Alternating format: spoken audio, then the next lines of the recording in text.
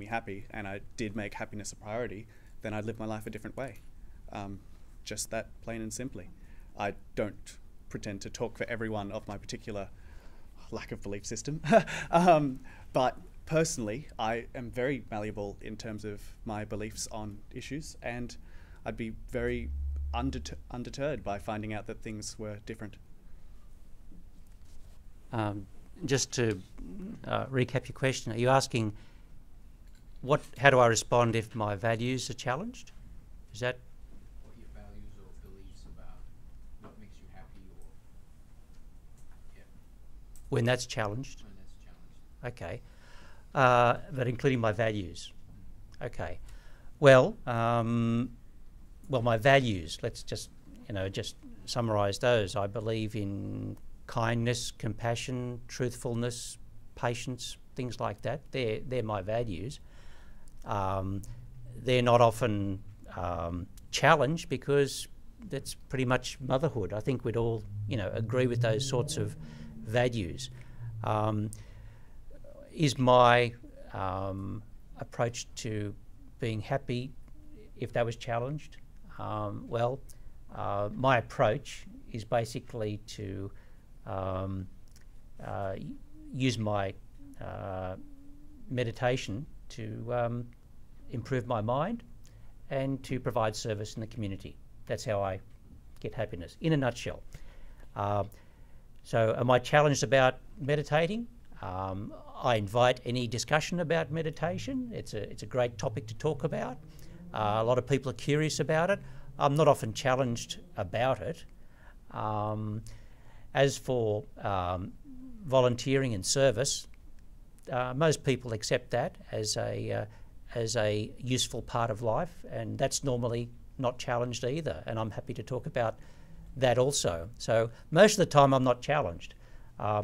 I don't actually advertise that I'm a Buddhist. I've got a day job, and I don't advertise the fact that I'm a Buddhist there because it's not relevant.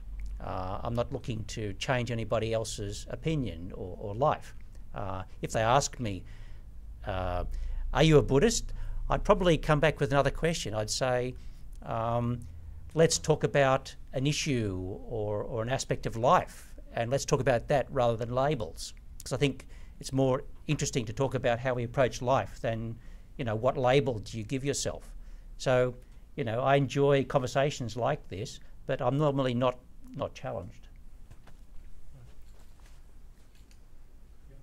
So, is it possible, or how do you find contentment in the face of tragedy?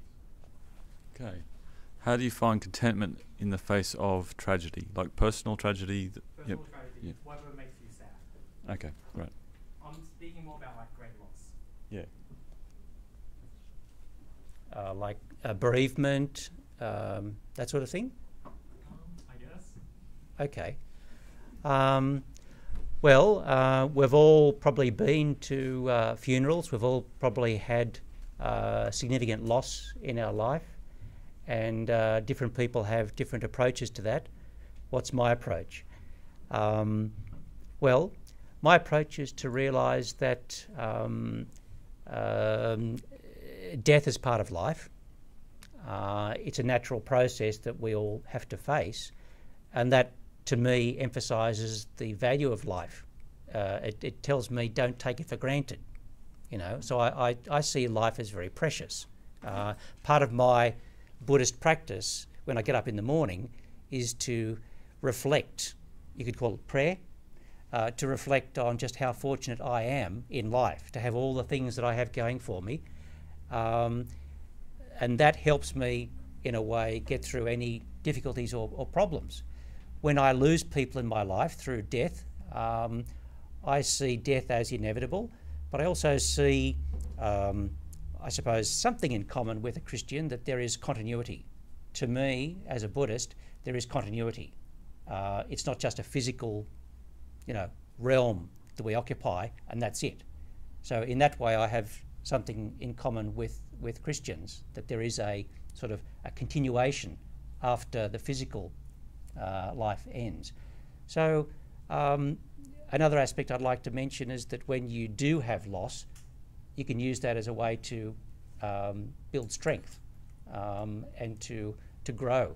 A lot of people grow from adversity, through loss and through difficulties and challenges. So I think when things do go wrong, and for a Buddhist, it's inevitable that things are going to go wrong in life, we use that as an opportunity, not as an opportunity to be sorry for ourselves. It's an opportunity to actually grow and become stronger and wiser and actually more compassionate for others, because other people also suffer. One of my best mates is a guy called John, who's, in the last 3 years, I reckon he's been through more pain than anyone I've ever met. So they had a daughter born with Down syndrome named Rosa, who then had leukemia. John's been suffering from depression for the last 5 years, and in the midst of that, their son died. And John and I play darts every Thursday together. And a couple of times I've said to him, mate, why haven't you turned your back on God here? If this is what the life God gives you, why do you want it? And it was interesting. He said to me two things. One, Jesus became a human and went through tremendous pain. So he's not a distant God who doesn't understand. On the cross, he suffered tremendous pain and throughout his life. And the second thing, he suffered tremendous pain to put an end to it. That is, there's this promise of a life without pain beyond. So speaking, I think that if John was here tonight, he'd say those two things. Jesus understands it and he died to put an end to it. In that context, I've seen John just go through more pain than I could ever imagine. Yeah. To lump all of the possible sadnesses together, I'd say counter all of them by putting it into perspective, by focusing on what is important and trying not to let the circumstances consume you. Make sure that your mind is not one track on whatever the tragedy is, but you always have some time to think about those things which you like about life. Okay, we have a question here, sorry. Sam took the question I was going to ask, so I'll ask a different one. Do your chosen philosophies ever bring you unhappiness or sadness? Okay. So is there any sense of grief or sadness in holding to the convictions, the beliefs, the worldview that you do? No. Every time things go wrong, and they inevitably do, the more I reflect on how the teachings can be applied and used to overcome those difficulties or grief or challenges, the more I test those things in practice, the more I see they work. For me. I'm not saying for other people, it works for me. When I test it, even try to prove it wrong, it works for me. So, no, it does work for me. As a rationalist, I'm pretty happy generally anyway. I find great discomfort from not understanding why some things work, but find great comfort from my own belief system knowing that I'm doing my best to try and understand various aspects of life. And that makes me happy. So, yeah, it's a method that's self-correcting in terms of happiness. I think I feel torn. So there are things that I think in the moment I really want to do that. And I feel like that will make me more happy if I do that. But Jesus tells me not to. And so I feel this angst. I'm torn in that moment. And what I'm forced to do is ask myself, do I trust Jesus? So I think there's a certain degree of pain there. Realistically, every time I choose to follow Jesus, I end up going, wow, I'm really glad I did that. In terms of pain, I'm the only Christian in my family, which means that I can't really think of my mum and my brother and their future without a large degree of fear and pain. And so at that point, I'm kind of driven, yeah, because I love them. Yeah.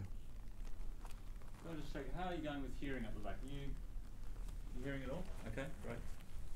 Thanks. Back corner here. So you mentioned that sort of a dependence or looking for attainment of a particular item to gain happiness. You said that in the long run that's probably not the best policy. Would you say that that may also apply to a certain system of belief? So pinning your happiness on a system of belief, is that perhaps a flawed notion? So are you talking about the happiness paradox that Brian mentioned? Sort of. You find it by saying not that, like, looking for it. by creating a contract with ourselves, right? So saying that we're not happy unless we've achieved, say, this item, right? You might want a TV. So you say without, you really want this TV. You're very attached to the idea of having it. So without it, you're not happy. Does that make? So then I'm saying it applies to items. Would you say it also applies to perhaps a system of belief? So is it better to sort of live our life? Yeah. Does that make sense? Or? So the last bit, you've got to finish that off. Yeah. All right. It's sort of like, would you say that creating a contract with ourselves that if we say that we believe in God and we're happy, would you say that by being independent of belief from God, could that make us happier does it work along the same lines as an attachment to objects, or is it a different sort of concept? I suppose that's directed to me.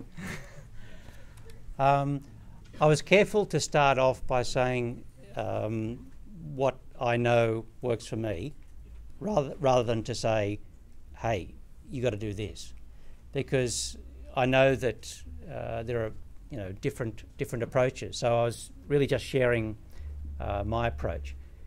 What I would say in your support is that to have a confidence or a conviction in something transcendent is good. Now that sounds like I'm judging it and giving it a tick of approval. I don't mean it like that.